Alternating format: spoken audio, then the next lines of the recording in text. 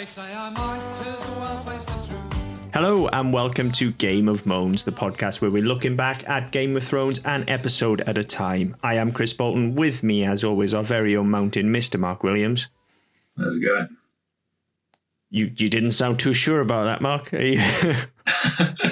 yeah, it's definitely me. Yeah, you didn't sound too sure that you actually wanted to know how it was going at all. Yeah, well, I'm sure we'll get into it. Well, fuck you and all. Here we are, episode 10, some 10 weeks later, coincidentally enough. Yeah, funny that. We're at the end of season 1. With season 1, episode 10, Fire and Blood. I've got to say with this episode, I don't know, we've pissed and moaned a bit the last couple of weeks about some of the choices or some of the things we wouldn't have done, or some of the way things were handled. I quite like this one. I got to be honest. I thought lots of it came together, and there's some interesting things going forward. There's still some things that rankled a little bit, but yeah, I think overall it was a pretty good episode. Yeah, I mean, we can save our summation, I suppose, for the end, but I would agree that it was a pretty good episode, one of the better ones. Shall I get into this now? Why not? Let's jump in. Let's get into this now before we get into pulling the episode apart a bit at a time. My main problem with this episode, I think, is this the first time we've led with a moan? I think it is, isn't it? Probably. My main problem with this episode is that whilst, yes, it does tie things together to a certain extent, it does not feel like the last episode of a season. It feels like the first episode of the next season, in that pretty much everybody's arc concluded last week, with the exception of Jon and Daenerys, really. But their arc doesn't conclude at all. It just takes the next step. I mean, this is kind of my thing all the way through, and it's the way that they put, I think, every season together, is that they kind of conclude everything in the penultimate episode, and then the last episode's sort of there for a bit of politic and a bit of talking. So it's something that I kind of expected, to be honest. So I've sort of overlooked it because I just know it's coming. Yeah, I mean, so did I. As you say, they do this every season. But that doesn't mean it's right. No, absolutely not. That we've kind of got used to it. It kind of makes the show feel like a serial rather than an episodic show. Which I think if you're going to go for that, then you need to run concurrently rather than a year apart. I just feel like there's no reason that you can't tell a continual story arc over 8 years, but still wrap everybody's story at the end of a season, wrap that arc up and put them in, have them end in a different place to where they started, and then start afresh the following year. From a character perspective, which is sort of what's happening here. There are characters starting afresh after the events of last week. Rob, for example, takes a big step forward. And then there are other characters like Jon and Daenerys who kind of didn't really reach the kind of end of their arc last week. But then it doesn't really close out here either. And I feel like the season especially would close out much better if we ended on Jon rather than Daenerys. But I'll get to that when we get to it. The final shot of the season, whilst being awesome, doesn't conclude anything at all. No, it was entirely out of place. It really, really was. But we'll get to that when we get to it. So that's my big overarching problem with this episode. And I think it is my main and only huge issue with it. But I do have quite a few pages of notes. So for a change. Yeah. So, I mean, let's go through them. Straight into it then from the opening. Ned's dead, baby. Yep. And again, the imagery here. So there's the opening image where you come down the blade of the sword, and you've got the blood and the bits of sinew and stuff hanging off it. Very sharp focus, and obviously everything's, because it's so tightly focused, everything behind it is just kind of a blur. it reminds you straight away. It shoots you straight back into, oh fuck yeah, they killed him. If you had managed to calm yourself down after the travesty that was, straight in again, oh fuck me, yeah, he's dead. Yeah. Now, also, not only do they then repeat one of the biggest errors from last week in reminding us that Arya didn't see it. Yeah. I think they also, the way this is shot, actually somehow manipulate time and space to put her in a different position to where she was last week. Yeah. And they then show us that not only did she not see it because she was looking away, she also had her eyes shut. Yeah, she did. She did last week as well. She was kind of, by the end of it, once Euron had grabbed her and sort of held her in, I was saying, "Oh, look at me, look at me." Rather than looking at her, she sort of buried her head into his gut and sort of shut her eyes. No, so that way the kids do. If I screw my eyes up really tight and I don't look and I don't listen, I go la la la la la la. It doesn't happen. It's not real. And then I can wake up from it. It's just a dream. So it was one of the things I commented on last week, that I say she doesn't see it because of the way she's positioned, but also because she shuts her fucking eyes. Yeah, which just puts her in a place of weakness from a story perspective here. Like she would rather pretend that this doesn't happen, which is not great for a character that's going to go on the kind of journey that she's going to go on. And not only that, I mean, it then follows where Euron is dragging her away and calling her boy and all the rest of it. He clearly knows what he's doing because Ned spotted her and sent him off to sort her out. She has no fucking idea what he's doing. And he even says, "Do you remember me now, boy?" As if to say, yeah, okay, I realise I'm a stranger and I'm dragging you off the street, but for Christ's sake, trust me. When she's just not seen her father be decapitated. But the whole thing is everyone's being betrayed. And there's this bloke she doesn't know from Adam because she saw him once for 30 seconds, 5 weeks ago? Yeah. Now dragging her off. So I mean, it's not ideal. I know from a stranger danger point of view, she's kind of vulnerable anyway. She kind of is. He does kind of reveal a bit of his plan to her with the thing with calling her boy and stuff like that. So just immediately chopping her hair off and saying, "We're going north" and all this sort of stuff. It does come out pretty quickly, but I mean, I don't know. It just seems to be they've kind of rushed it because they've gone, "Oh shit, yeah, we need to do something with this quick." Yeah, I think they deal with it quite well, though, that side of it, all things considered, the reveal of what he's going to do to her and keep calling her boy and cut her hair off. So I think that's handled fairly well, unlike the feint that Sophie Turner does at the start of this scene, which is just the worst. Yes, it's the worst. Like, there's no... I mean, this whole sequence, I mean, we talked about this last week. She clearly had very little instruction on what to do in this sequence. Very little guidance. So she's kind of gone with what she's got and what she's given. I feel so bad for her. She's so much better than this. I do, but then later on, you have one of my favourite Sophie Turner scenes of the entire show. Oh, yeah. I mean, this is a good episode for Sansa. I've ragged on her quite a bit throughout this season. But every time I've done it, I've said, that in the back of my mind, I know what she becomes. And it started last week, I think. The week before, but it really comes into full force here. But yeah, the feint she does is just the fucking worse. Like, it's terrible. It belongs on a pantomime stage. Tell you where it belongs is in one of those American daytime soaps that'll get parodied and everything. Yeah. It's that level of sort of overacting, but done really badly. Yeah, it's fucking terrible. Fucking terrible. We then we kind of move up to King's Landing for a brief bit, and we learn that Bran has seen Ned in the crypt, apparently. Yes. Well, this is the bit that threw me, right? Because obviously we see that Bran is having these dreams of the three-eyed raven, and he follows the raven down, as he has done in a couple of dreams. He follows it down into the crypt. What I don't understand is how the fuck Rickon was down there. This is the thing, and I've made notes on this. So just to quickly run through my notes, I've got Bran has seen Ned in the crypt, which is fairly cool because it's kind of maybe cluing us into the fact that the Bran's got some sort of ESP or something, or there's certainly something a bit more to him.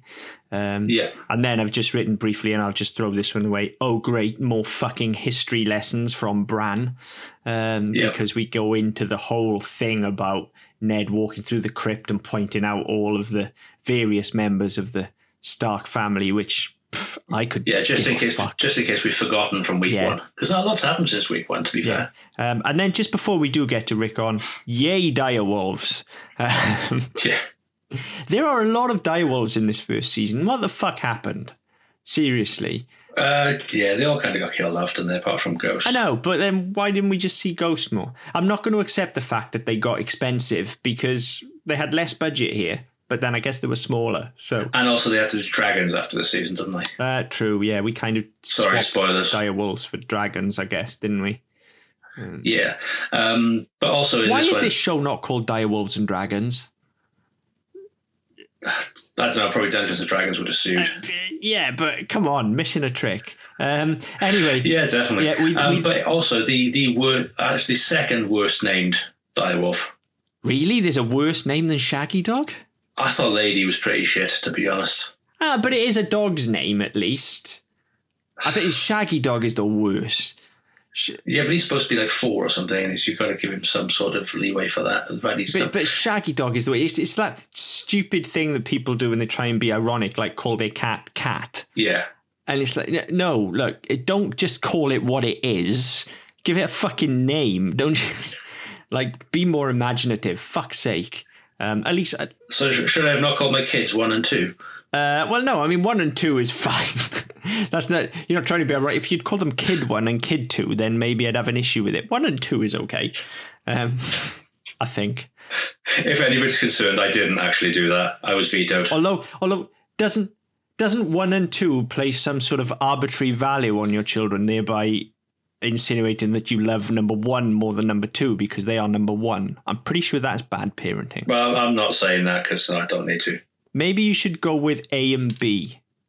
Yeah, maybe. Although no, maybe that's just as bad. Yeah, because that's grading them, isn't it? Yeah, I'm not going to ask you which one's number 1 and which one's number 2. That would be unfair. To be fair, you probably don't need to, and you probably know the answer to that one. I totally know the answer to that, but I'm not going to make you say it on it. Well, to be fair, my wife doesn't listen, so no, let's not get into that. One day, one of those children might, and that way leads to better gun control laws and a lot of therapy. Yeah. Well, actually, our gun control laws are fine in this country, but we have now realised that the majority of our audience is listening in the US. So yeah, we feel you. Yeah. Okay. Sorry. So yeah, not touching that anymore. Not with a barge pole. So we then learn that Rickon is down there with Shaggy Dog, and he's also seen Ned, which is shit. Yeah, because where the fuck has that come from? Because that instantly removes the one thing that Bran had going for him. Yeah, but also, again, as we've said with many other things, it goes fucking nowhere. No. So what is the point? So it's like, is Bran special or not here? Or is this just a thing that Starks can do and it just so happens that... But then why can't any of the other Starks do it? Yeah, as Bran just tapped into it, I don't know. But why even bother with it? Just... Yeah, complete fucking waste of time. Get to fuck.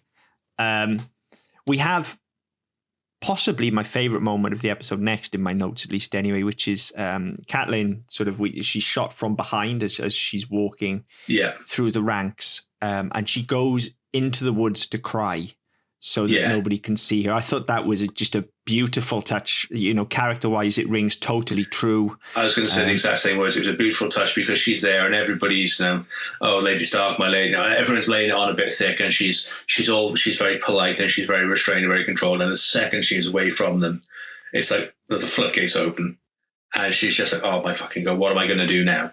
Yeah, it was an excellent moment. Like, she's still, even in that moment, she's still the matriarch, and she will not let them see her cry. That's right, yeah. Excellent moment. And more shit like that. This is the annoying thing, okay, because they can do it. Yeah. They can show us this shit. They can write it and they can show it to us. They don't have to verbalize fucking everything, which is a problem that this show has. When they do it right, like here, it's beautiful because the performances, we know this cast is exceptional. We know you can rely on them. You just have to give them the material. Well, that's it. And I think, this early on, certainly, it smacks that they don't trust them enough with the material, with the characters. They don't trust them to know the characters enough. And I think as we move along, and obviously some characters come and go, some stick around forever. But it's like, no, as the show grows and the cast become more comfortable with characters, so they're given a bit more leeway and a little bit less guidance, and the good actors get it right, and the less good, good is the correct choice of words, I think. The shit ones just can't seem to hack it, and they're the ones who go downhill very quickly. The less good. Let's go with less good. Yeah, I think, as we've said before, I don't agree with ragging on anybody that's put time and effort into things. They are less good. Some of the writers are shit, but the actors are less good. That's fair. So anyway, we move on from Catherine crying to Rob just hulking out on a tree, which is unintentionally hilarious. Yes, I find it personally. I quite liked it actually, because I mean, it looked fucking awful, and it looks like he's never fucking wielded a sword before in his life. Which, to be fair, to Richard Madden, he probably never has. But it was a nice bit of harking back to the very first episode where John is attacking a dummy. Yes. And again, just knocking the living shit out of it. Yeah. And just getting angrier and angrier and angrier as he does it. And I thought it was a nice little throwback to that. And again, we get stuff, we've had stuff all the way through the season about, yes, okay, he's a bastard, but no, he's still a Stark. He might not have the Stark name, but he's a Stark. And Rob's his half brother, but he's his brother. And also, it's showing this sort of commonality, and it's a nice way to bond them, especially with what's going to happen later in this episode with John. Yeah. I think it's a nice touch again. It is a nice touch, and actually the way the scene ends in another of my favourite moments. The scene in general is great, but the reason I find it unintentionally hilarious is because he's just absolutely wailing on the tree, and just the first thing I thought was, "You are going to ruin your sword." And then it's instantly vocalized by his mother. She's just like, "You've ruined your sword. Never mind your father's dead. Just, you've ruined your sword, you stupid boy." You know? Yeah. So I found that unintentionally hilarious. But then, she tells him he's ruined his sword. She doesn't call him a stupid boy. That's me throwing a little icing on there. But it's his delivery then of the next line. He delivers the line, "I'll kill them all." And it's, I think,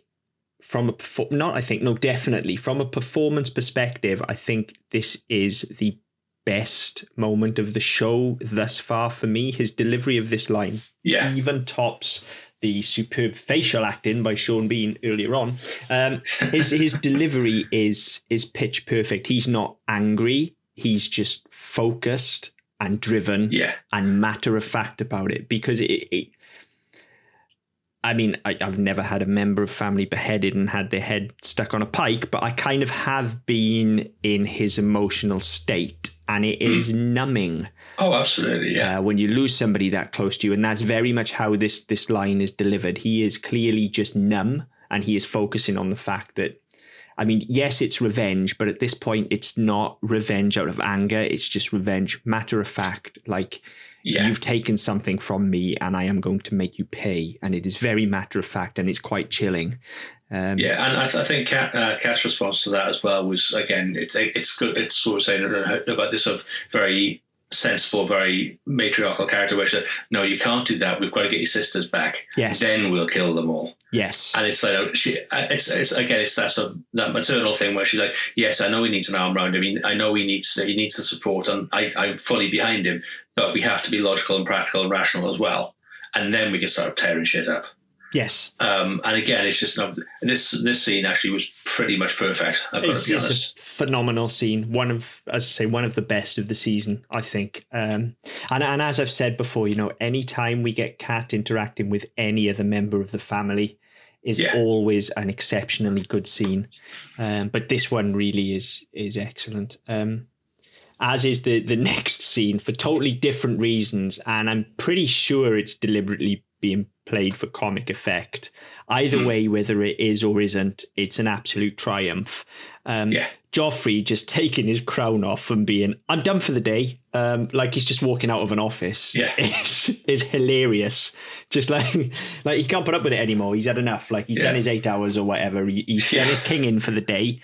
It's clocking off time and he's going to the pub. He just takes the crown off, hands it off, and be like, "I'm out. See yous." Then on his way out the door, meets Sansa and says, you look quite nice. Yeah. You smooth talk, are you? Yeah, no, you look beautiful. Not, are you okay? No, you look quite nice. You are. I find you acceptable, woman. Is essentially.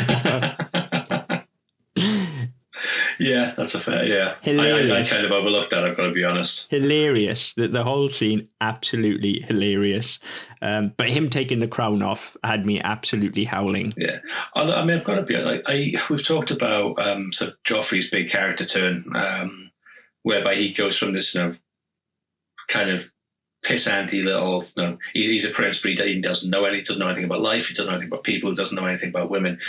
And I said last week he very, he went from being quite angry and quite emo to being very cruel and very calculated for the sake of it. And then this week kind of follows on from that. And it's obviously knowing where this character is going to go. It was a night. It's just they've done the speed at which they did it, and the way they sort of turned him on a dime from being this fucking idiot teenager to being this sadistic arsehole. They've done it. They've left it. We've kind of got to go with it, regardless of how we feel they did it. But the scene where he absolutely where he sits there and he lets the bard, the minstrel, wherever he is, he lets him sing the song about Robert being disemboweled by a boar, but his wife, his wife had his balls and all the rest of it. He sits there and he lets him sing he makes him sing the entire thing. And because we haven't seen that bit, we just start that scene where the minstrel is singing, and he's singing this song about Robert and Robert's death and the Queen and all the rest of it. And he sits there and he sits there and he just puts up with it. He's quite happily listening along. You see his face and he's quite entertained. And then he claps when it finishes. And then it's like, okay, so am I going to take your fingers or your tongue? I was like, oh, where the fuck did that come from? Yeah. No, it's just a nice little sort of. Obviously now they've started down this path. They've gone, well, there's no point doing it gradually. You just throw it straight in now. All of a sudden, he's going to be a complete wanker. Yeah, and this is the first instance in this episode, I think, of what I was talking about back at the start.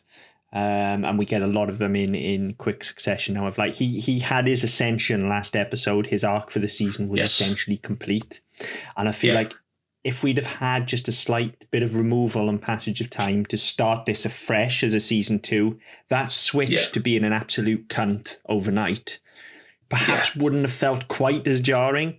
And I mean, part of this, from doing some background reading today, there are parts of this episode, not including that one actually, but parts of this episode which are from the next book. Right, that doesn't surprise me. So part of Arya's story, Arya 1, which is chapter 2 of the next book, and Catelyn 7, which is chapter 55 of the next book, they've taken from the next book to transplant them here, just to try and move things along. Right.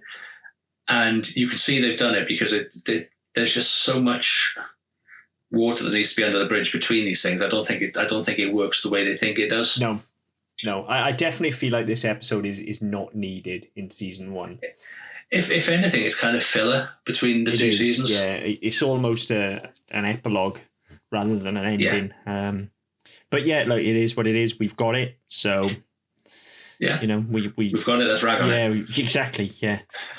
So this stuff with Joffrey and Sansa then sort of goes outside, and we see Ned's head on the pike.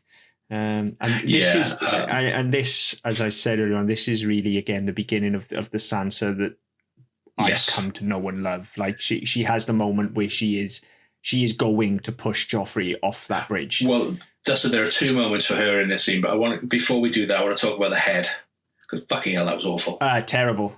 It looks like a fucking mask you would buy from like a fucking 99p joke shop. I'm not being funny. I could have made a better Sean Bean out of Blue Tech. Yeah, it's awful. It is awful. However, there's another reason I love this scene, and it came out in the DVD commentary, that one of the heads they had was a George Bush mannequin or waxwork. Right. It wasn't intentional. They just bought a shitload of them in bulk and stuck them up on spikes, and they didn't notice until after it aired. And I think it sort of picked up in the DVD commentary, and then lots of people started threatening to boycott the show and saying how disgraceful it was, and they were advocating assassinating presidents and all that sort of shit. So they then edited it out of the home release. Wow, going George Lucas on this shit. Oh, absolutely, yeah. So, yeah, that was quite amusing, and the showrunners had to issue an apology and some of that. No, they didn't realise, they hadn't noticed till after it was shot and all the rest of it. I was like, fucking hell. Jesus. That amused me quite a little bit. But yeah, I thought the scene was very good. Joffrey again, he shows this. There's still this sort of insecure mummy's boy in there, where he says, oh, mother says I'm still to marry you, and mummy says this, and mummy says that. There's still a lot of that he hasn't quite outgrown that part of his character yet, which is good because because of the speed of everything else that's happened. But also he's still very cruel, and we asked last week if the scepter had been killed, and we didn't know. Yes, she has, because she's up there too. Yeah, I've written it here. That confirms it then. So it only took a week for us to find out. But yes, I mean, that was there. And he says, I'll do you a favour. When I kill your brother, I'll put his up. I'll give you his head as a present. And this is the first bit for me where Sansa really comes across. She says, maybe he'll give me yours. Yeah. And the look on it, she doesn't look at him. She's staring at Ned, which is what he's told her to do. You look at it until you learn. Yeah, there's also you look a at line it for as long as it pleases me. Yeah, there's also a line from her, where she says, "How long do I have to look?" Because originally she doesn't want to look, obviously, and then she's just like, no, you know what, fuck you then. How long do I have to look? And she's very determined in her delivery. And then because he doesn't tell her to look away, she doesn't look away, and she keeps dead focused on this really bad head. And so you can see the tears, she's welling up, the tears are there, but this steely gaze, and it's, maybe, I'll give you your brother's head, maybe he'll give me yours. And she doesn't look away, and the look on Joffrey's face is like, you can't say that to me. I'm the fucking king. Yeah. But he just doesn't expect it at all. I think at this point, nobody's expecting Sansa, because she's shown none of this gumption, none of this backbone before. She's being a snivelling little twat the entire way through. Yeah, I was thinking about this quite a lot today, actually. And we talk about how these characters can sometimes sort of just turn on a penny. And it literally is like Sansa's fainted after seeing Ned beheaded. Yeah.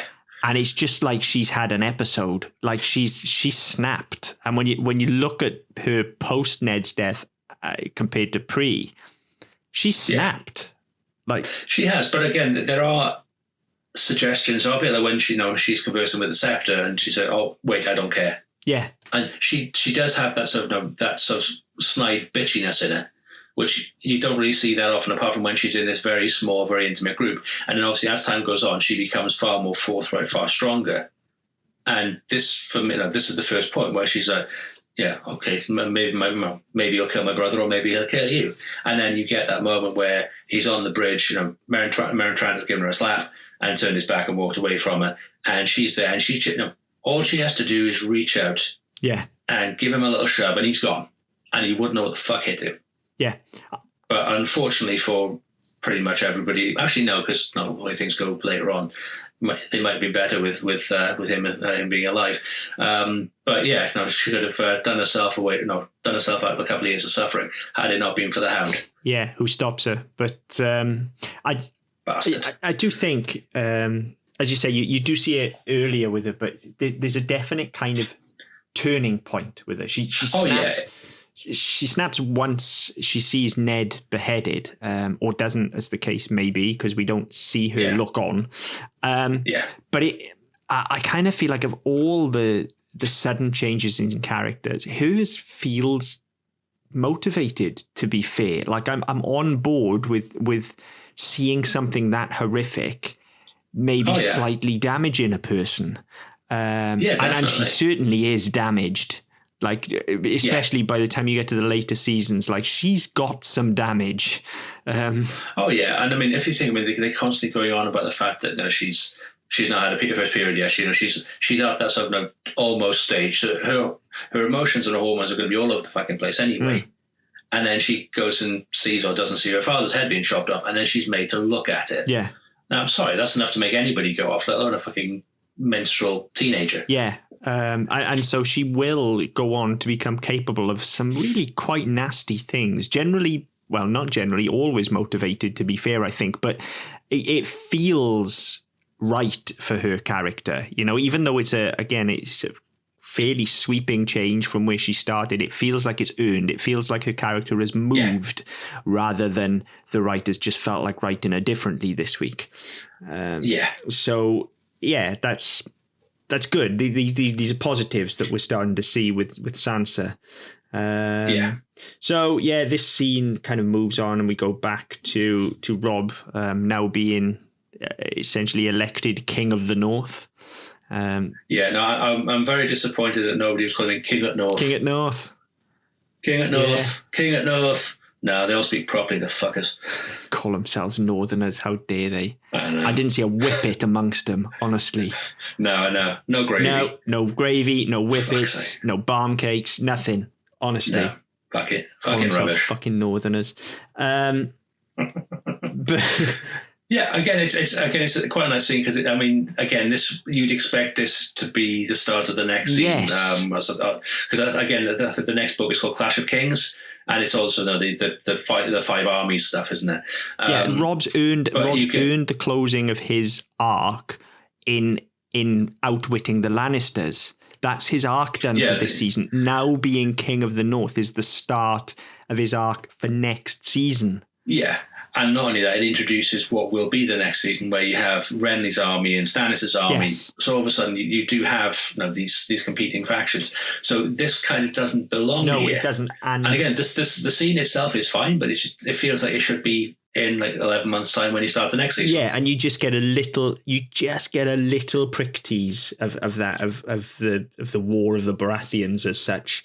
You just get the tip from him.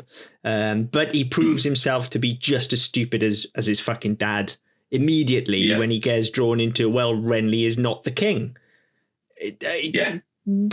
Fuck off. Stop being stupid.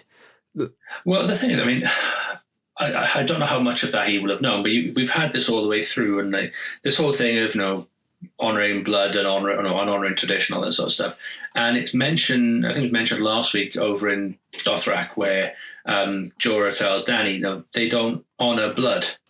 They honour strength. So if your unborn child, if your baby is the heir apparent and Carl dies, I'm sorry, that baby's going to die because they don't respect blood. They're not going to let you be regent and rule them. They're just going to take over themselves.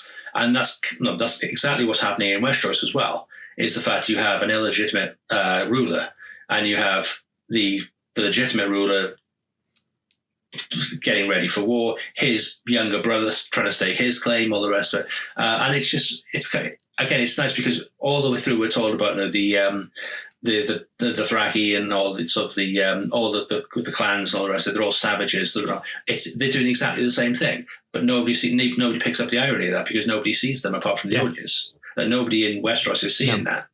No, it is nicely mirrored. We get a brief scene with Jaime, which feels almost entirely pointless. Albeit a good scene, an enjoyable one. But his character actually seems to have gone full circle and ended up back where he started at episode 1 for some reason. Yeah. He's portrayed as quite villainous here, turning the screws. Mind you, he is very good at it. It's an excellent little scene. And we get another, I think, one of the best lines of the show. Again, it's really excellent. I imagine it's been ripped straight from the book, but you get the line, you should get some sleep. It's going to be a long war. That's a great line. That's a class A line. I suspect that's in the book, but I don't know. Not going to read it to find out. No, nor am I. Fucking hell, I've got too many other things to do rather than read this shit. Well, especially as you know it ends. Well, probably. I don't, apparently, do I? Well, maybe I know how the first book ends, I guess.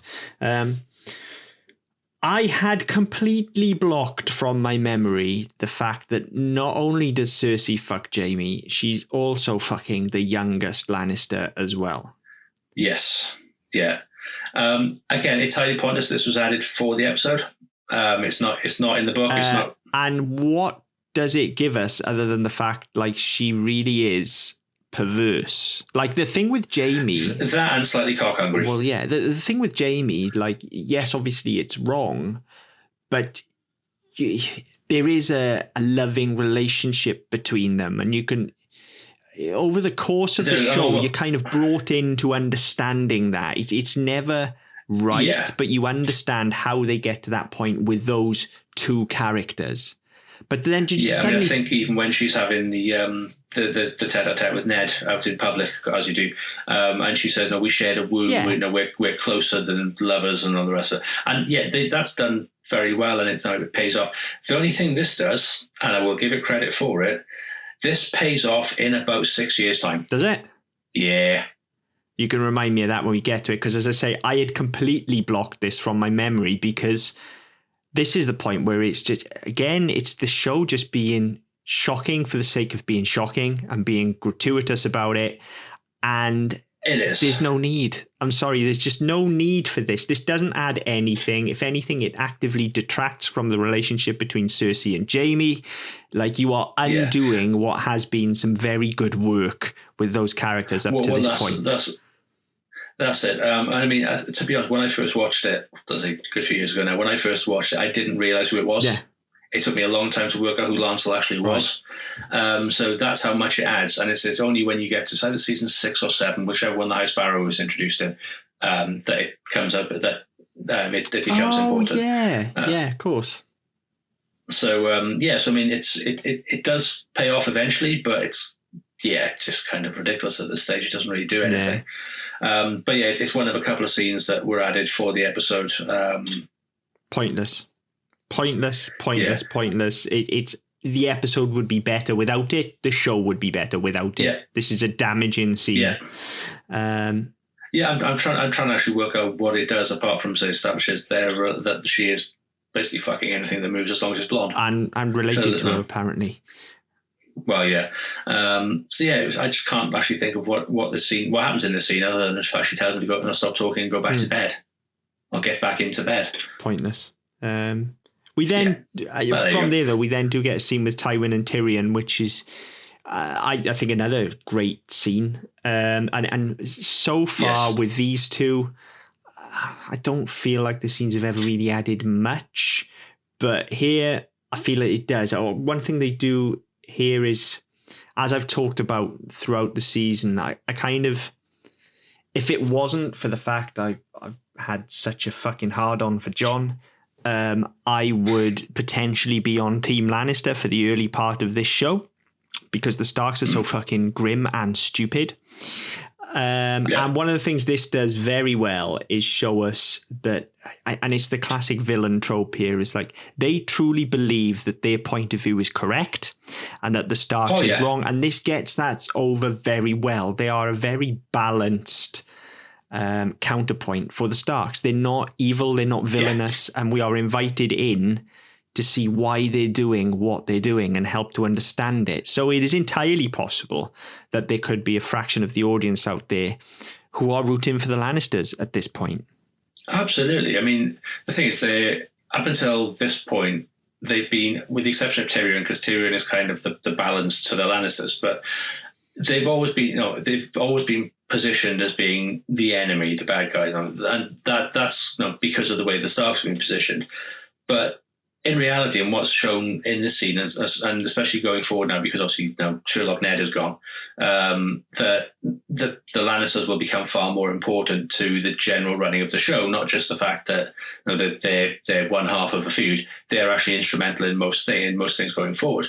This scene kind of sets out that they're not evil; they're just ideologically different. Yeah. I mean, there's, I think it was a Mitchell and Webb show years ago. They did a sketch where they were Nazi stormtroopers and they were doing something and somebody spat on them or called them something. And after that person had been taken away in chains or whatever, one turns to the other and says, "Are we the bad guys in this war?" Yeah. Because it's just from their point of from their ideology or from their perspective, they're exactly right. And they hadn't realised that actually, what they were doing or what their side were doing wasn't necessarily on the up and up, but they didn't see it, and that's the same way that the Lannisters have been set up here, and I think that comes off far better, especially having now met Tywin and seeing how Tywin is, and that he's all. Well, we talked about Jaime being sort of true north and all that sort of stuff. Tywin is very much honour, reputation, and power, but not power for the sake of power. Power for the good he can do with it, or the perceived good he can do with it. And the perceived good he can do by keeping it out of the hands of people who will abuse it or not use it in a way that suits other people. So yeah, it's never one of those that he's evil and he's gone off to kill everybody just for the fuck of it because he doesn't like them. He has an ideology, he has a reasoning, he has a rhetoric, and just because it doesn't suit the majority of people doesn't necessarily make it wrong, and certainly not in the eyes of their family. And so then you see that the way that the Lancers have been brought up, Cersei and Jaime, are very similar in that respect. Their priorities are different, but their approach and their rationale is the same. Tyrion is the only one who's slightly more removed because he wasn't, as he's always said, he's not part of the family. He's not been brought up the way the other two have because he's he killed his mother. He's the imp. He's a dwarf. He's a disappointment. He might as well be a bastard. He should have been drowned at birth, or worse to that effect, which I'm sure we'll come up later on. So I mean, the reason he's different is because he's never been treated the same. But yeah, you see a lot of Tywin in Jaime and Cersei. Oh yeah, definitely. So yeah, I think that's a good scene, and I think it does more to establish Tywin and his relationship with Tyrion in this 1, 2 or 3 minute scene than they've done in the previous 3 episodes. Yeah, that's right. But again, I think it's. I'm not entirely sure how it happens because they're there after the event, and they're also and everybody leaves, and he says, "Oh, you stay," and you're automatically thinking is that he's going to get a bollocking or he's going to get shivved in the back or something. At this point, having just seen what they've done to Ned, all bets are off them. They're going to kill him some grisly way. And you're kind of expecting that. And again, the way Peter Dinklage portrays that is he's so surprised to be asked to stay that even he's expecting an absolute shit kicking for something.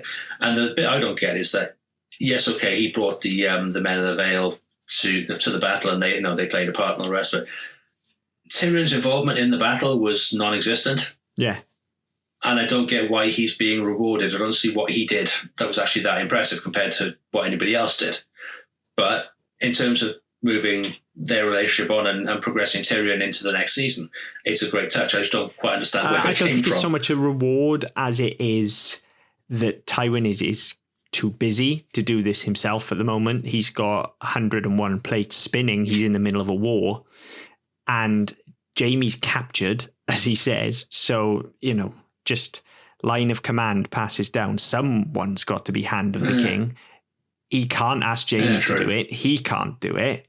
So, ergo, it therefore has to be Tyrion. He even says to Tyrion, "You are my son."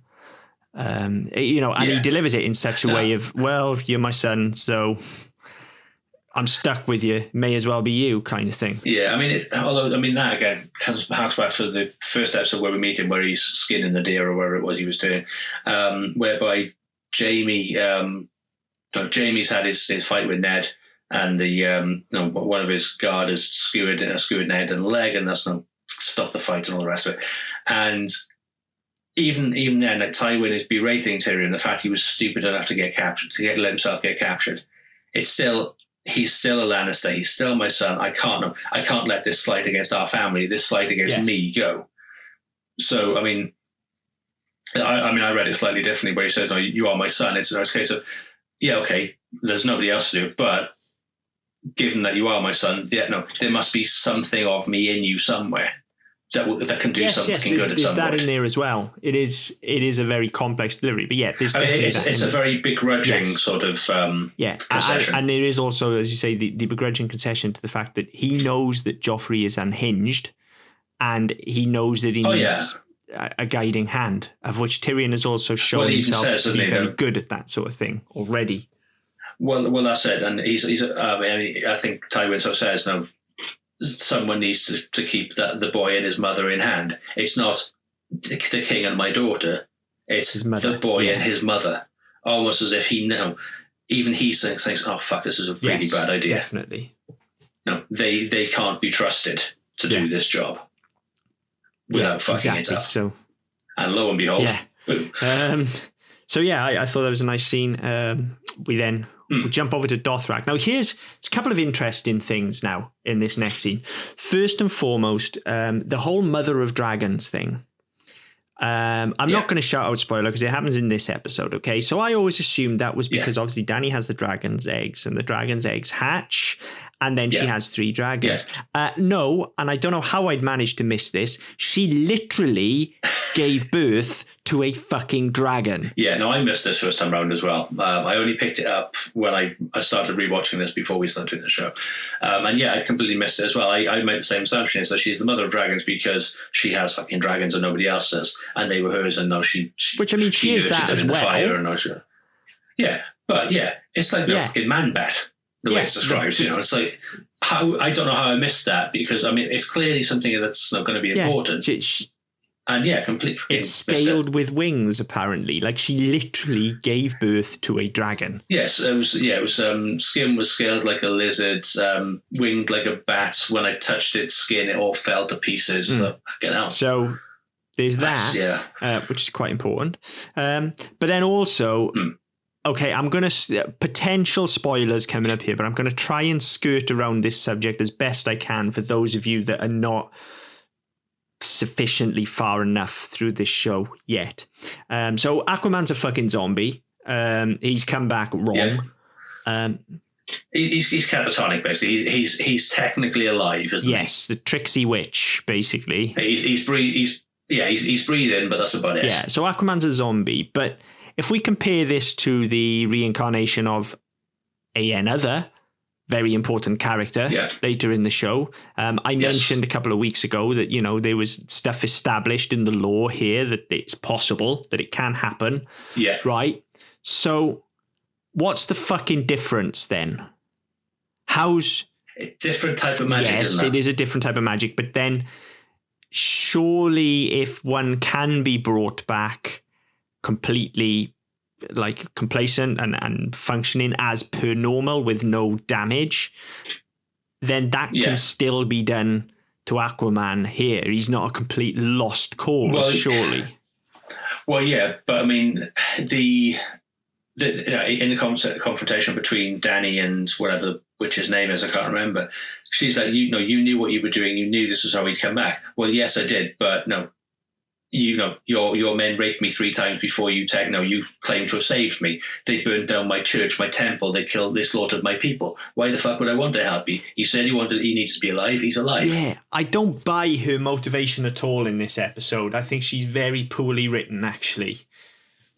She's entirely poorly written. She's a plot device because of what happens to her later on. Yes. The only reason she is there is to advance the last couple of scenes. Yeah, because I don't buy her rationale at all, because Danny has been nothing but kind to her.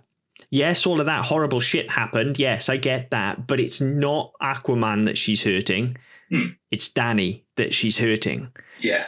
That just doesn't make sense to me unless you want to make her I guess you do want to make her an absolute cunt to allow... What? To allow Danny to get to where she gets later on. But we'll talk about that when we get there later on, because I have a lot to say about that as well. Yeah, I mean, you do kind of need that, but you couldn't have her position sympathetically and then have what happens to her happen. No. Without losing a little bit of sympathy for Danny. So I get it, and I think, I mean, in terms of what you're talking about with the events at the end, beginning of season 6, yes, I get where you're coming from, but I think that if we take it on face value that she didn't actually want to do what was done later on, she just kind of she was making a statement, she's making a point. I think it kind of works. Oh yeah, it works from her point of view. I'm just comparing it for us now as an audience. We think that this is how people are reincarnated in this show. So far you've got that, or you've got White Walkers. Yeah, but you're forgetting one very important thing. They don't care. That's 5 years in the future, and people are stupid. They won't remember. Yeah, I do. Yeah. Well, the North remembers as well, apparently. That's the title of the next episode. So we get that out of the way. We get over to the Night's Watch, and John basically going fucking rogue. He's gonna ride off and avenge Ned's death. And just when you think his leaving couldn't be any fucking cooler, because he's pretty fucking cool when he leaves here and basically just drives over Sam. Just rides all over him in his horse. Just when you think it couldn't get any cooler, he busts out of the doors, and what happens? Fucking Ghost follows him. It's awesome. It is just the way that scene is shot and handled is perfect. No, again, when we get to much later seasons, when that doesn't happen, people lose their shit because the dog doesn't follow. And so they should, because here it is right here. They are a team. They are a team, these two. Ghost doesn't leave his side, really. No, that's right. And I mean, yeah, in all the sort of the pivotal events and the key events that happen with John through, is it 95% of the show? Ghost is there. Ghost is absolutely there. Yeah, absolutely. He's his battle cat. He's his Robin. Yeah. He's his whatever you want him to be, but he is John's sidekick, essentially. And here he is, just riding out with him. And it's fucking awesome. I love this moment. Like I said, hero of the show for me. So anytime we get to see him hero up like this, I love. Yeah. And I love it. It's handled perfectly, I think. It is. And however, and there's a however coming for me as well. Yeah, I'll let you do yours and I'll see if it's the same one. Probably is. I'm jumping over a scene because we do get a scene in the interim. But the next time we see him, he's being pursued by the rest of the Night's Watch. And they somehow persuade him to turn his back on his entire family, honor, and the man who raised him just by reciting the Oath of the Night's Watch. That's the one.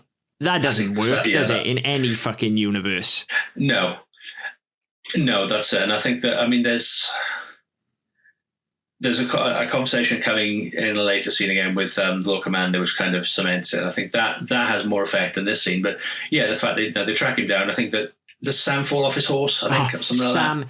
Fucking clotheslines himself on a tree branch and squeals. It's hilarious, and it is played to be hilarious as well. To be fair, it is. And I've got to be honest. I love scenes with John Bradley when he's doing his basically that sort of bumbling oaf sort of great persona. He's so good. He's fantastic at it. Yeah, and I think that's brilliant.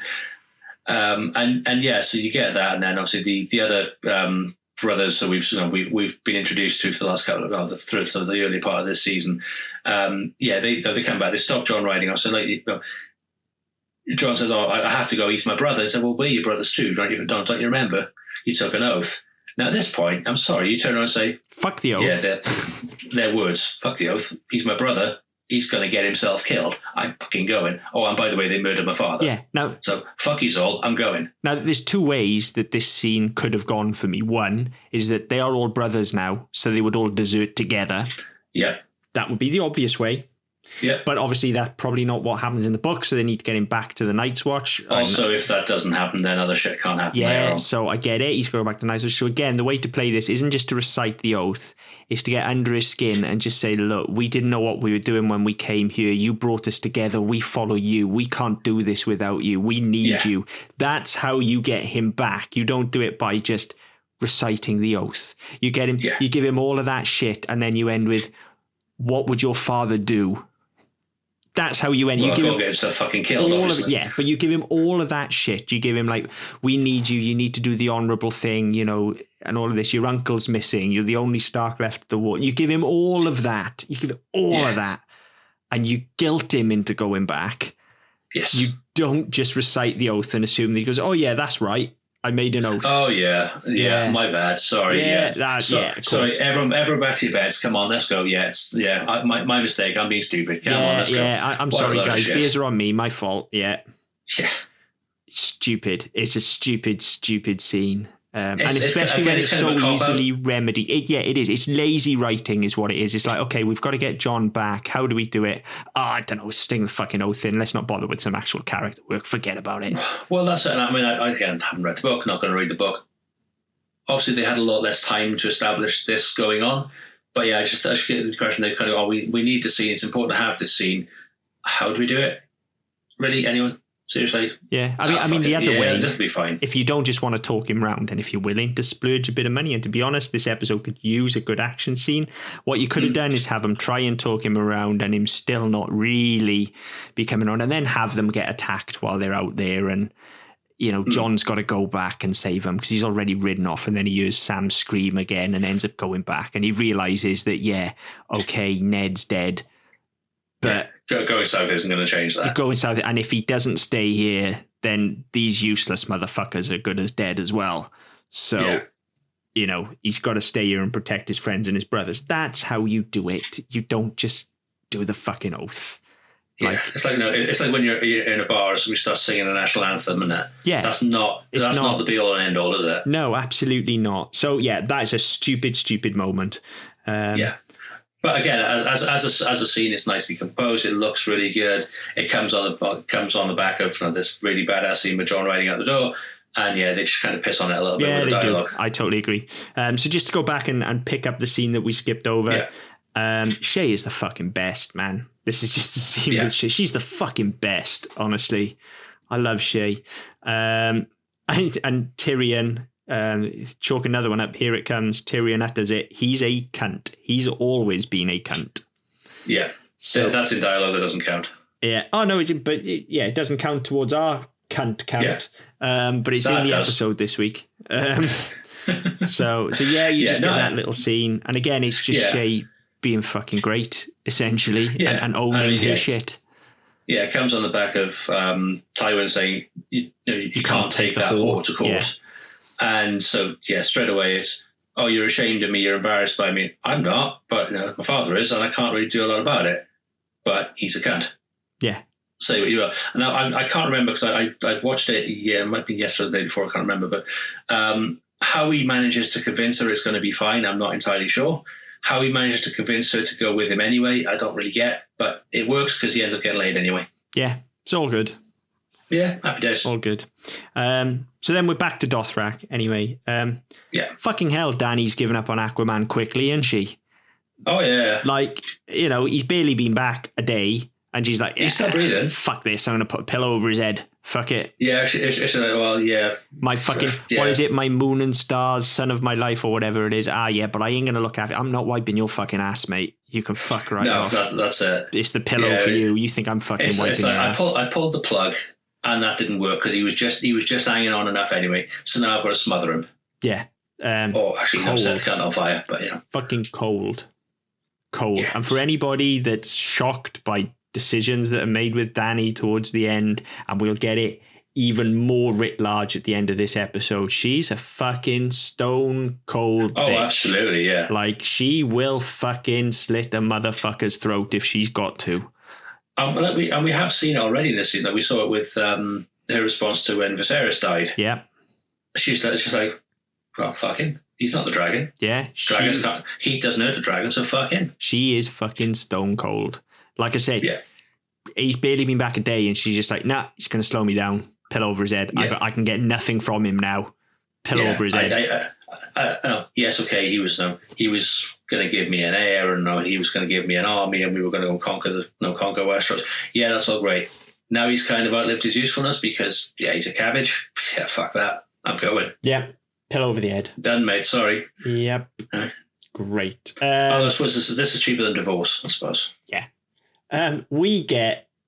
Actually, I said earlier on that the scene with Kat and Rob was my favourite scene. It's one of the best of the show. My favourite of the episode, actually, is next, and it comes out of fucking nowhere, and it starts very poorly, because initially we're getting another fucking history lesson. Just this time we're getting it with gratuitous TNA. Like, there's a close-up arse in the background. Yes. But then when it's all done with, we get a great payoff, which is because it starts off where he says, now the thing about kings is, and then he goes off on this whole rant while the whore's getting dressed, and it all ends, and she just says, so what's the thing? And it's hilarious. Her delivery is timed perfectly. He just goes off this long rant. I completely tuned out to it because I get bored with this sort of stuff. And she just brings it back around and say, so what's the thing? He says, huh? She says, the thing about kings. And he acts as though he doesn't know what the fuck she's talking about. And he's all old and decrepit and senile. As soon as she's gone, he gets up, shakes himself off, does some fucking... Yeah, does a little shake. Yeah, does a bit of a jumping jack. And then goes and looks in the mirror and gets himself ready and puts on this skin that he wears.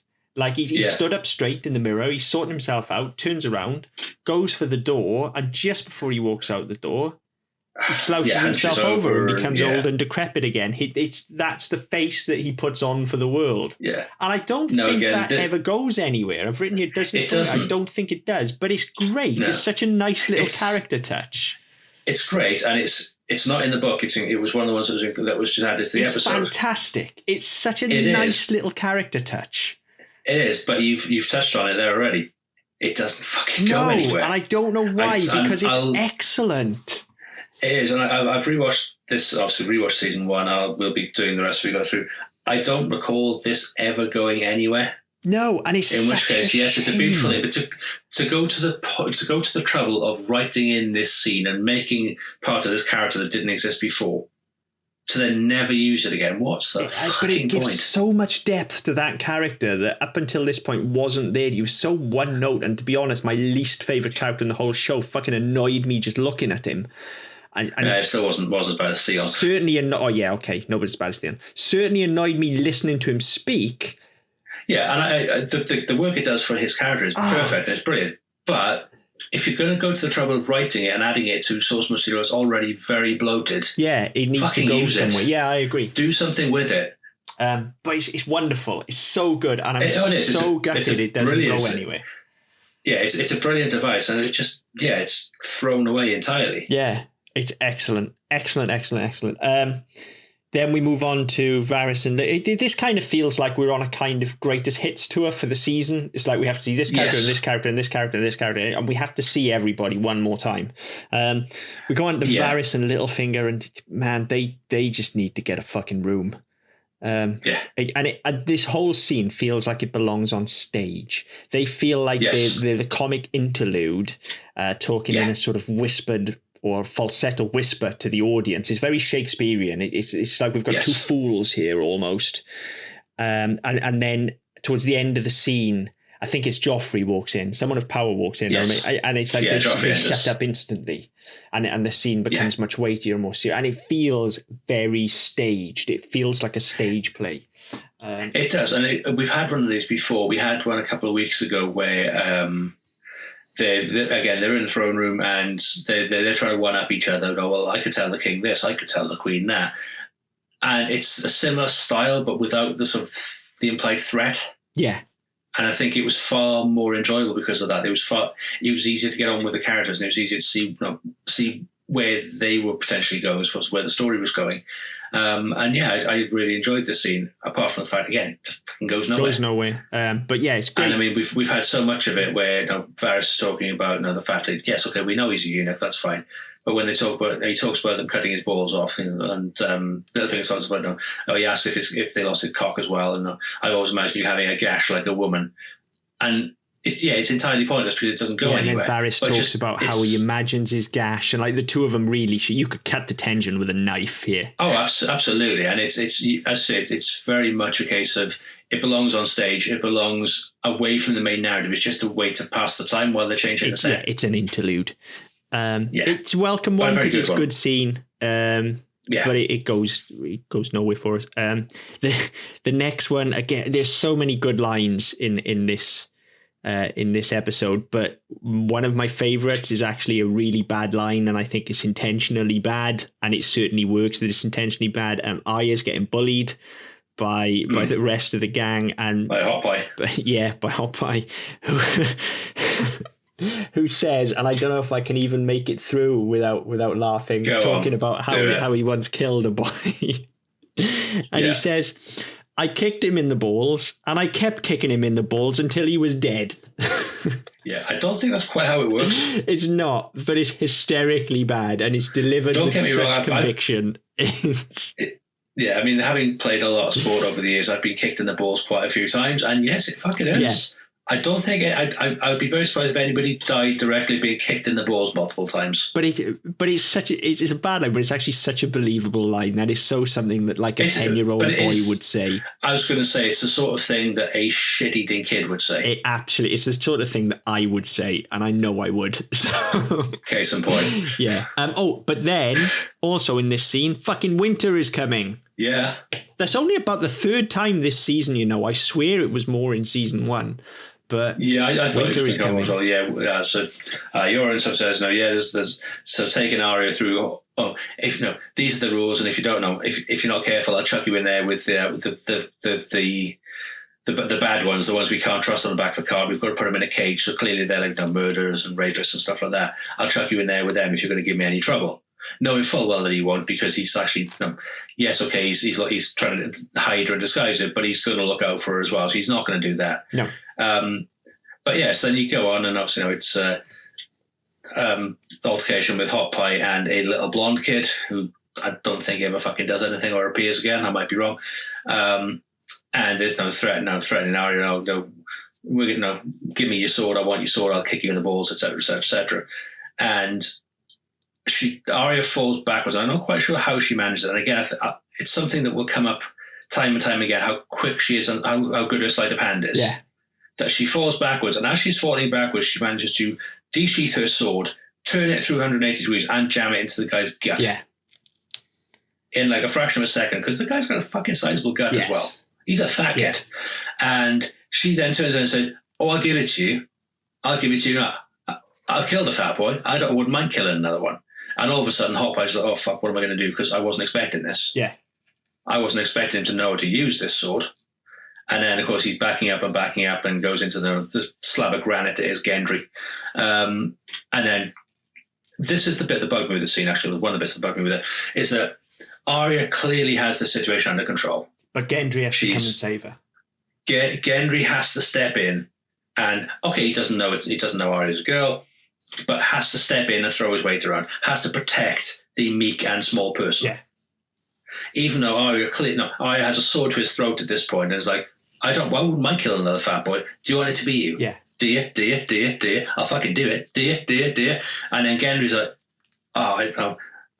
when I'm smashing hammers all day, the iron sings. Shall I make you sing? I said, hang on, what's it got to do with you?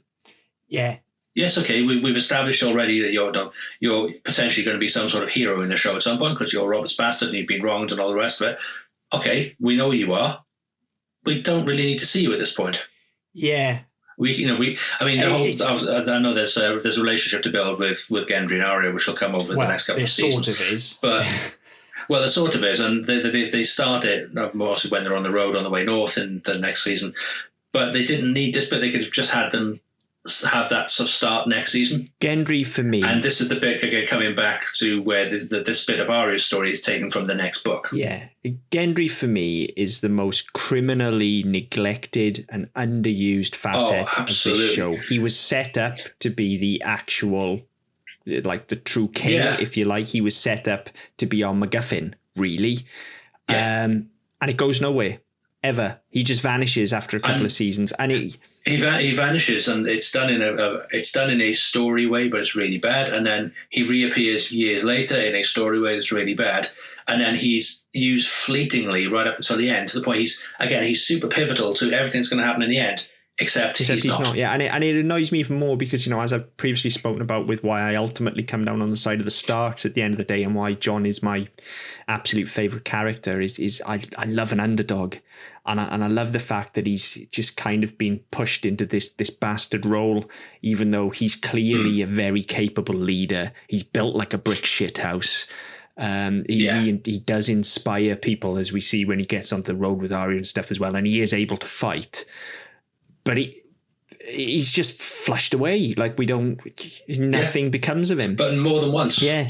More than once is the problem. And we'll get, as we go through and we see him, he's just, every time he starts to build a bit of momentum, they shit on him and throw him away. Yeah. It's a shit. But, and again, there's that thing of, if you can't utilize all of these characters, don't have them. Yeah. Simple. Just don't have him at all, or amalgamate him with someone else and make him useful. But he really is criminally underused, I think. But based on his involvement in this scene and this scene alone, I'd say, well, good fuck him, because he's an arsehole. I don't mean that. No, he's not an arsehole. I like Gendry. He's not. But for the purposes of this scene where he intervenes unnecessarily, and again, we've talked about sort of gender positioning and politics in the show, and again, it's one of these. Even though he doesn't know that Arya's a girl, he sees the need to intervene. It's also, the big strong man has to intervene. The only reason he's there, and I absolutely believe this is true, is because, as I said a couple of minutes ago, we're just on the greatest hits tour here of this. Don't forget this character, and don't forget this one, and don't forget that one, and here's this one, and here's where he's ended up, because you need to know all of this when we start again in a year's time. And what would have actually been better is if we had showed you all this in a year's time. But anyway, never mind. Make this episode 1. So we go back to the wall. This is as you say, this is the stuff that John needed to hear earlier. He's with Mormont, who is just a fucking great mentor. Like he really is. Like, you know, yes, he's cut from the same cloth as Obi-Wan, quite obviously. But even down to the beard. But he is a great man. He is just hard enough. You know, like he's just hard enough on John, but he's also clearly got a soft spot for him. And it works so well. Their relationship is great.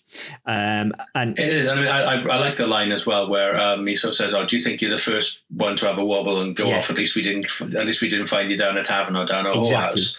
And it's like John. I mean, John has beaten himself up. He's agonized over this decision. He's agonized over his duty to the wall, to his family that we talked about last week with Mace Raymond. He's agonized over this, and in the end, it's just been, everybody does it. Like I say, just hard enough. You've come back. That's the main thing. Just hard enough. He's still got that sort of edge of humor, and he's hard, he's firm but fair, is what I'm trying to say.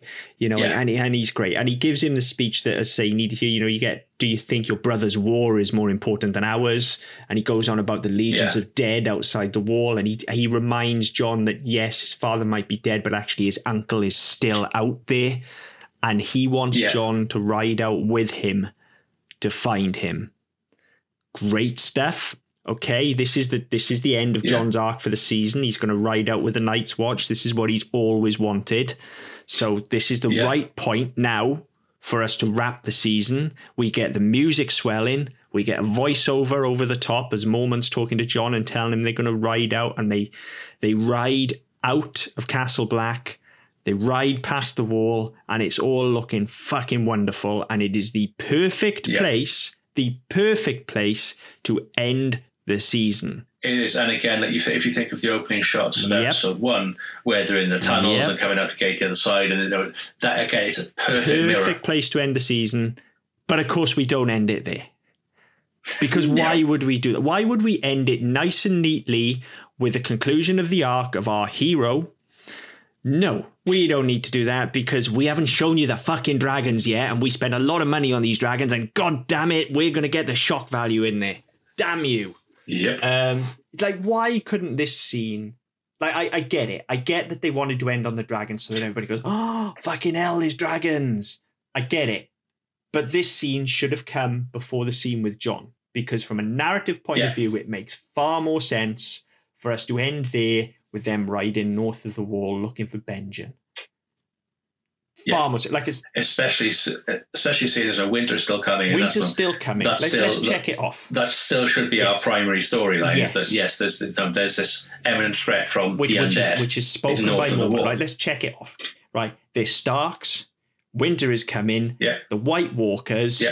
Yeah. Our main hero is John. Everything about it says this is how we end this season. John has taken this season to get from being a young bastard in Winterfell to training with the Night's Watch to going north of the wall. Like, he's doing it. He's going. He's grown as a character. He's going north of the wall on a mission to find his uncle. He's done it.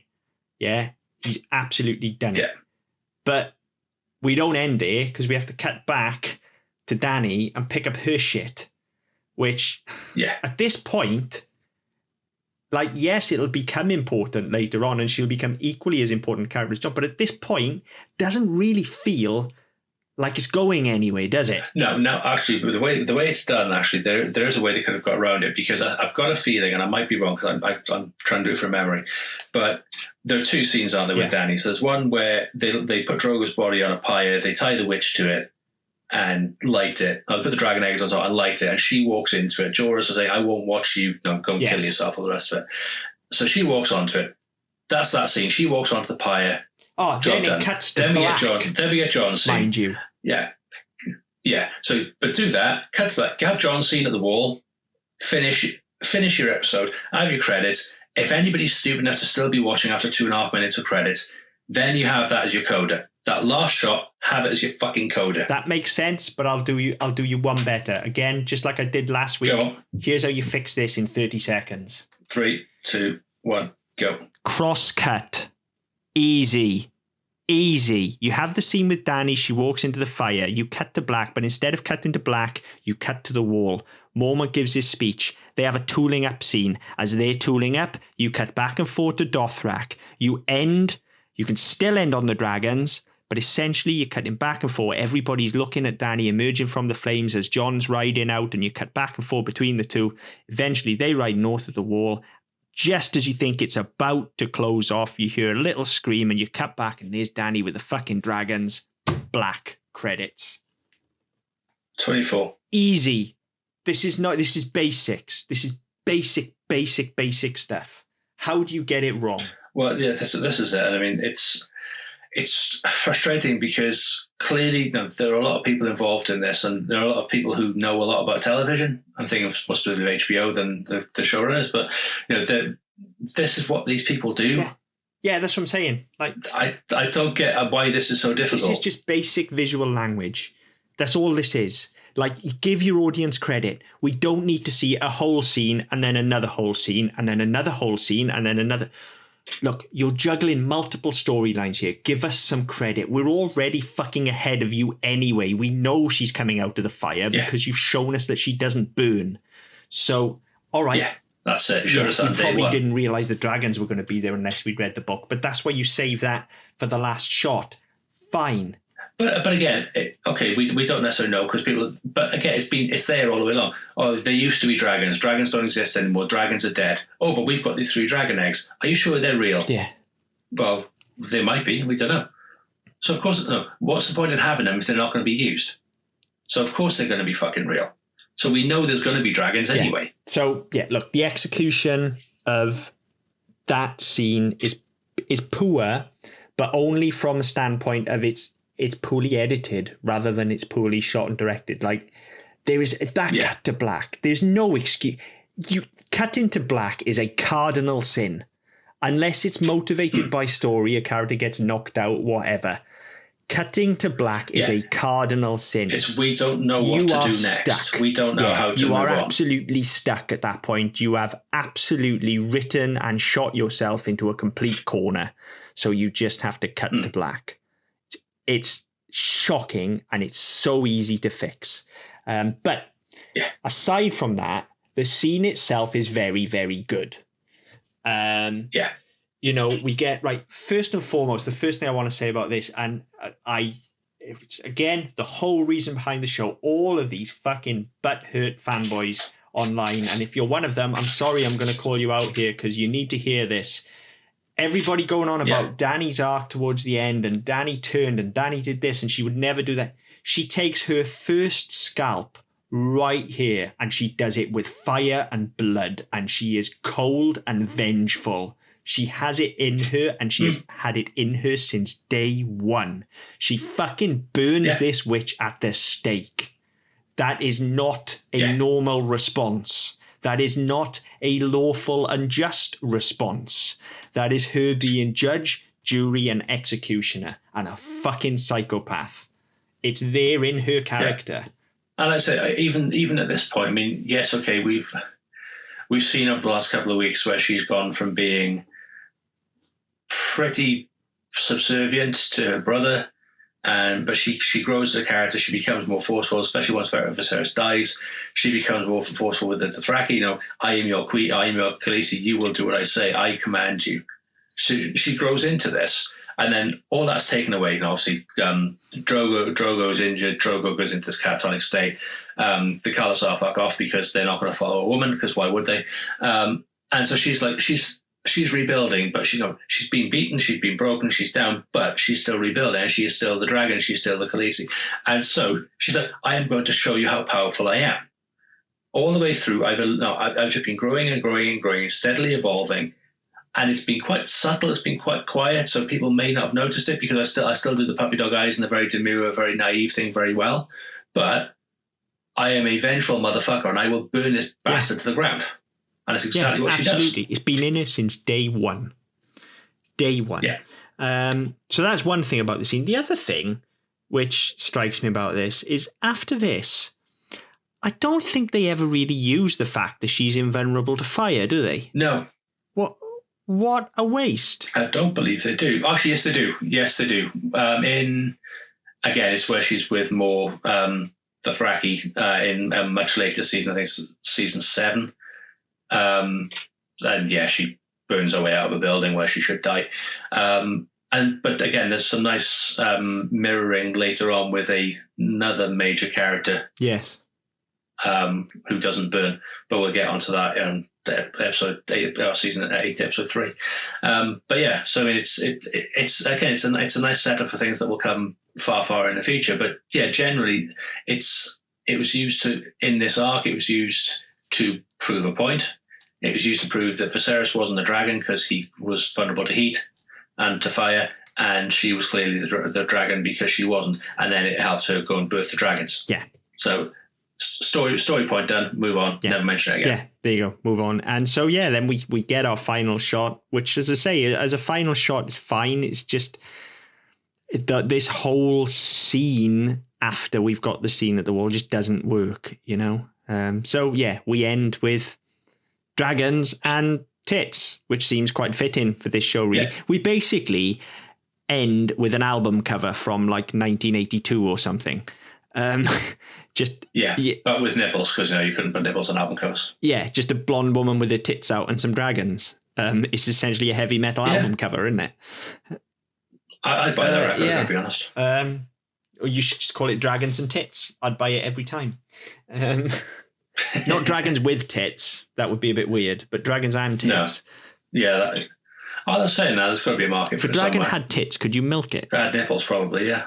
But it would have, wouldn't it? If it's got tits, it's going to have nipples, isn't it?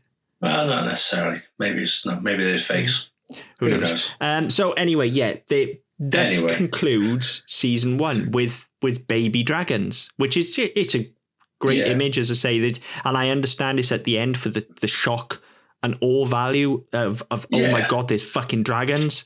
But narratively, it does feel weak, and it is a stunt ending. Yeah.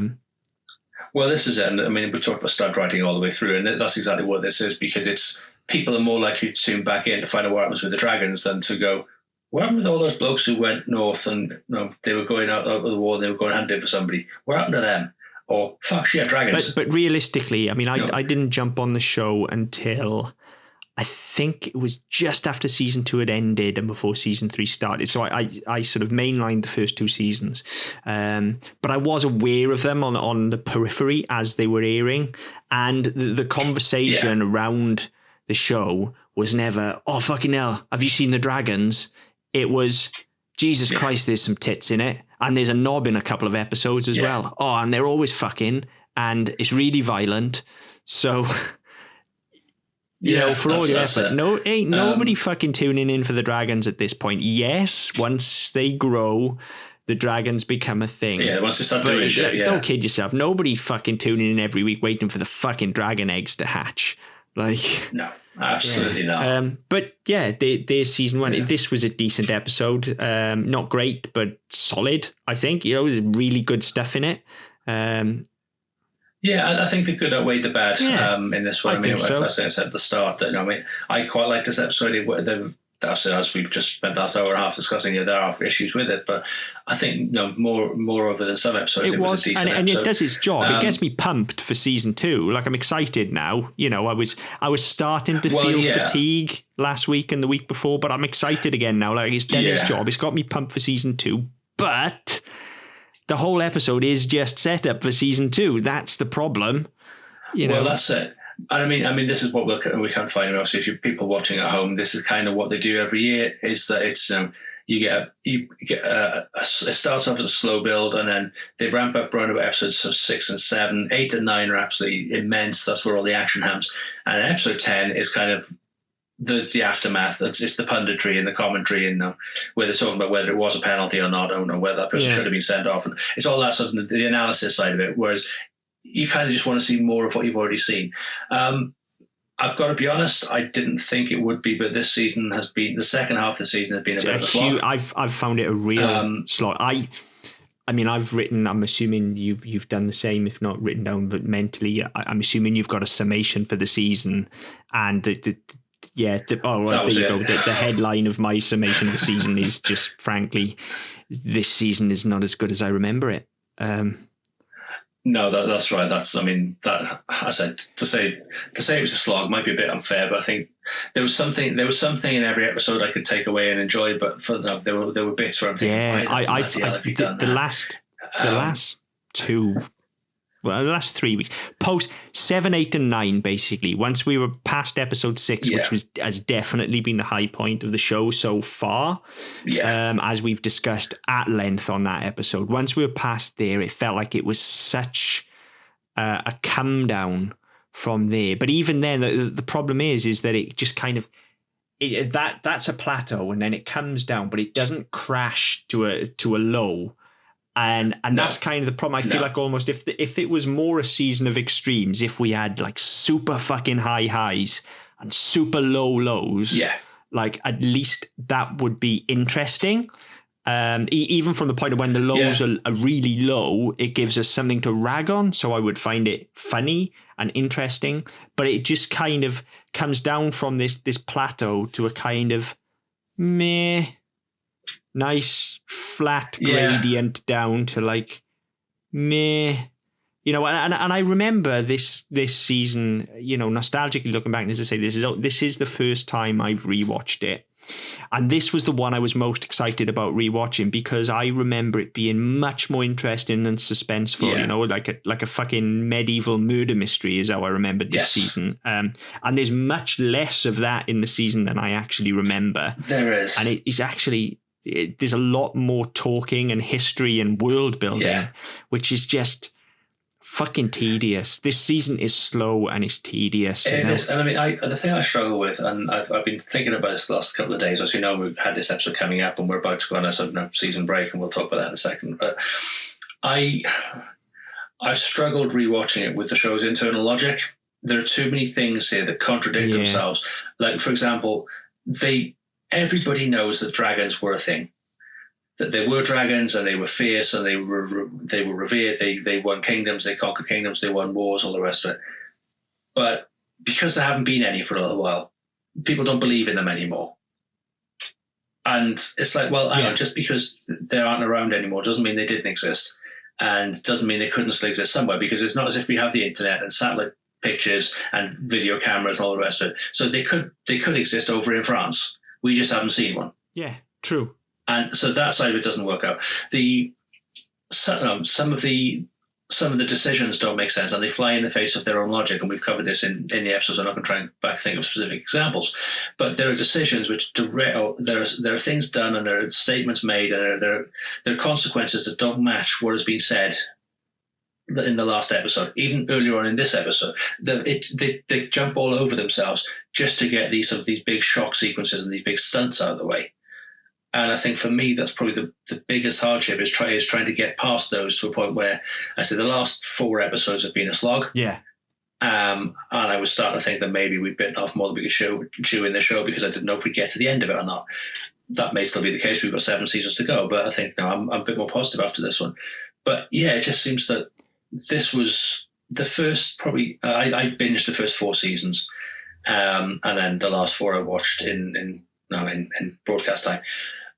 I thought there was more of the fun. If yes, okay, it was gory, yes, it was bloody, yes, there's a lot of tits in it. I remember there being gratuitous tits, but I don't remember it being there to cover up the fact that there's so much exposition in dialogue, like the scenes with Littlefinger in the brothel with Ross.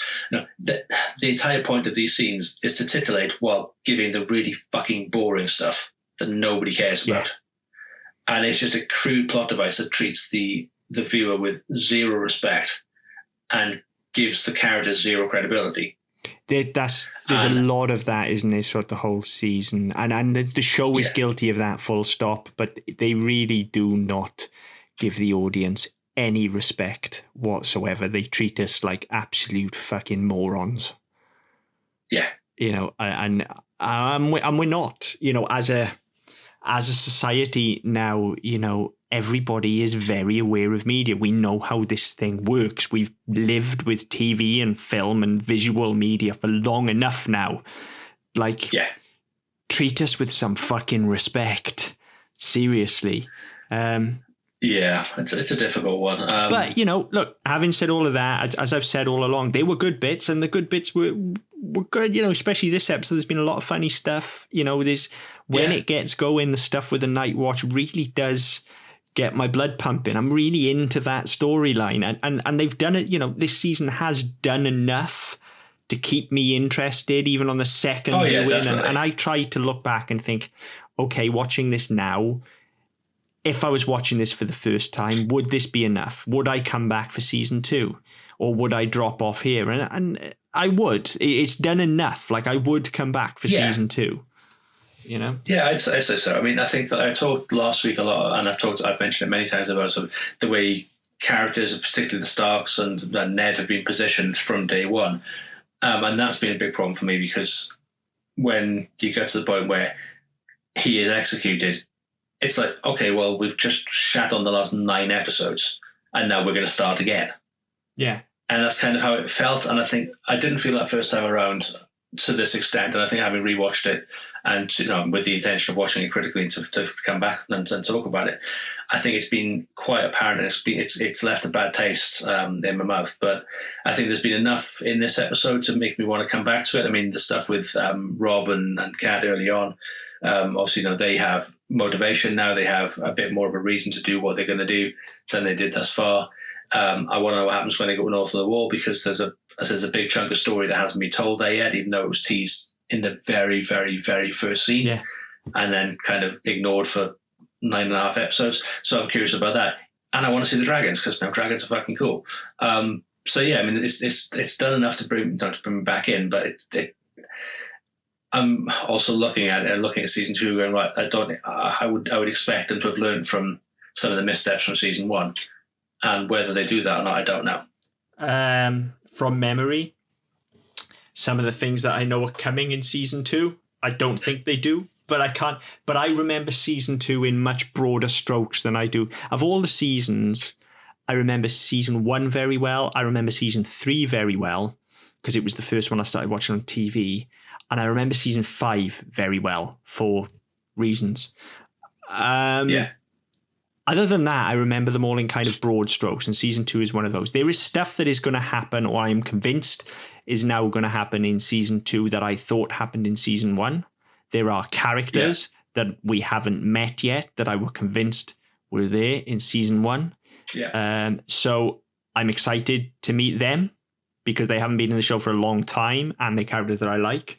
So I'm looking forward to that when we go to season 2. All of the stuff now with Jon north of the wall, I'm very much looking forward to. Because I remember really liking that part of the storyline. And I'm excited to see Arya start on her journey as well. So there's a lot to look forward to. Yeah, definitely. But there's also a lot that's coming that I know is really going to fucking wind me up.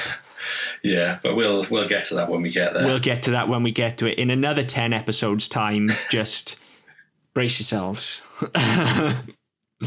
Yeah, so that's season 1, really. I mean, I'd love to know what people think, as always. I mean, it's the internet, so people are bound to disagree with us. But yeah, drop us a line, gom@ddpodcast.net. You can find us on Facebook with Double Up Podcast Network. You can find us on Twitter @ddpodcastnet.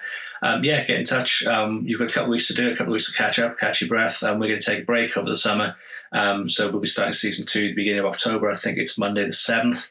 So keep an eye out for that. Yeah, Monday the 7th, we'll be back. Look, guys, we're taking a break just because fucking hell, it was a slog, as we said. And just in case you don't listen to anything else on the network, where are you? Come over and have fun on some of our other shows as well. But so they're not all this this is just one of many shows we do.